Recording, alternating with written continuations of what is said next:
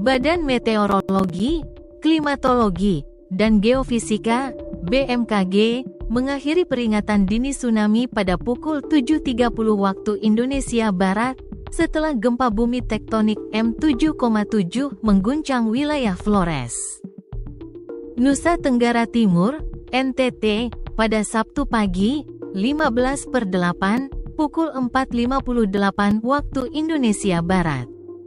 BMKG mencatat bahwa pergerakan sesar naik, thrust fault, menyebabkan guncangan kuat dan potensi tsunami. Deputi Bidang Geofisika BMKG, Nelly Florida Riama, menjelaskan BMKG mengidentifikasi bahwa gempa bumi dangkal berkedalaman 15 km ini bersumber dari aktivitas Flores Back Arc Thrust. Hasil analisis pemutakhiran parameter menunjukkan epicenter gempa bumi berada di laut pada koordinat 8,41 derajat LS dan 121,39 derajat BT, atau tepatnya 30 km arah timur Laut Nagekeo, NTT.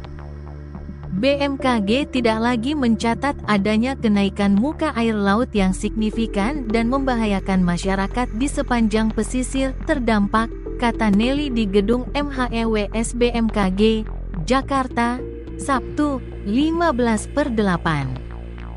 Lebih lanjut, stasiun pemantauan BMKG mencatat gelombang tsunami tiba di 10 titik pesisir, antara lain, Sika, ketinggian 0,20 meter, pukul 5:03 waktu Indonesia Barat. Pelabuhan Kewapante Sika, ketinggian 0,38 meter, pukul 5:16 waktu Indonesia Barat. Flores Timur, ketinggian 0,25 meter, pukul 5:24 waktu Indonesia Barat. Labuan Bajo, ketinggian 0,36 meter, pukul 5:26 waktu Indonesia Barat. Maurole ND, ketinggian 0,94 meter, pukul 5:27 waktu Indonesia Barat. Dompu, ketinggian 0,17 meter, pukul 5:29 waktu Indonesia Barat.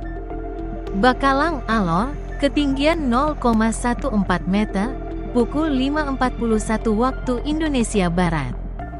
Bau-Bau, ketinggian 0,30 meter, pukul 5:47 waktu Indonesia Barat.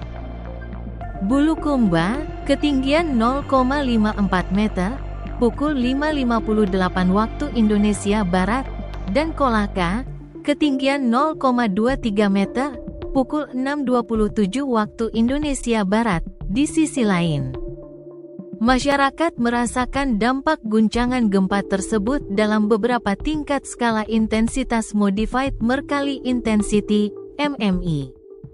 Skala VMMI, membangunkan banyak orang tidur dan terasa oleh hampir semua penduduk, berdampak pada masyarakat di Kota Ende, Kota Borong, serta Kota Ruteng, dan skala VMMI, mengejutkan semua penduduk hingga berlari keluar, berdampak pada masyarakat di Wolowae, Kabupaten Nagekeo, dan Kota Bajawa.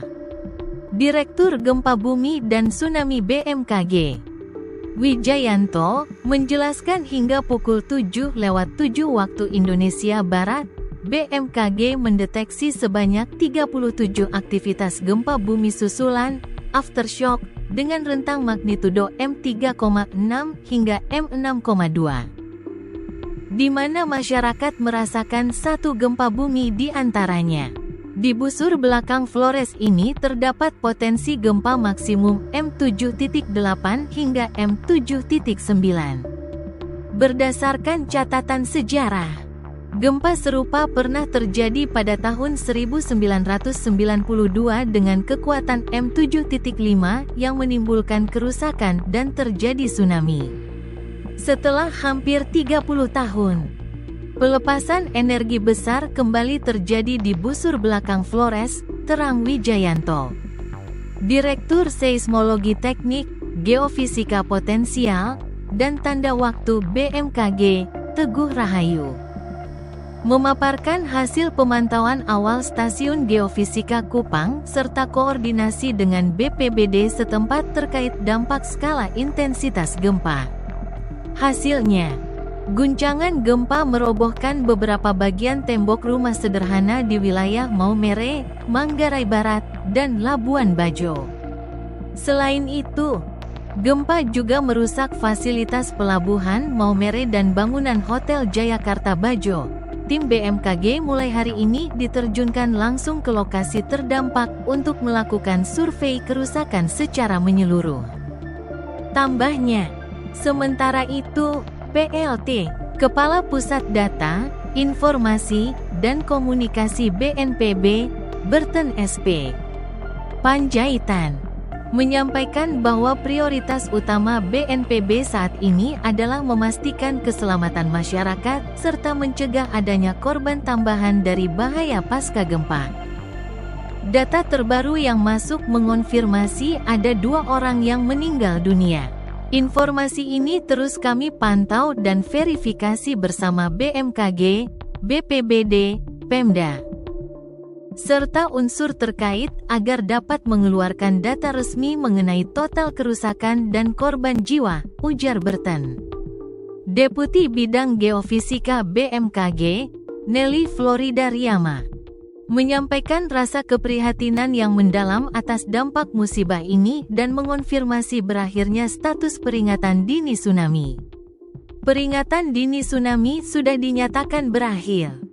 Namun gempa susulan masih terus terjadi. Kami berharap masyarakat tetap tenang, tidak terpancing isu yang tidak bertanggung jawab, serta selalu memperbarui informasi dari saluran resmi BMKG, tutur Nelly, berdasarkan kejadian ini. BMKG terus memonitor perkembangan gempa bumi susulan serta dinamika tinggi muka laut secara real-time.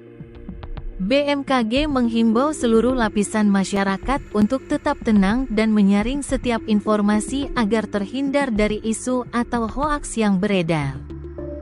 BMKG juga mengimbau warga agar menjauhi serta memeriksa kondisi bangunan yang mengalami retakan atau kerusakan struktur akibat guncangan gempa, sekaligus meningkatkan kewaspadaan terhadap potensi gempa bumi susulan. Untuk mendapatkan informasi akurat, BMKG mengimbau masyarakat untuk selalu memverifikasi informasi resmi melalui kanal komunikasi terverifikasi BMKG atau info BMKG.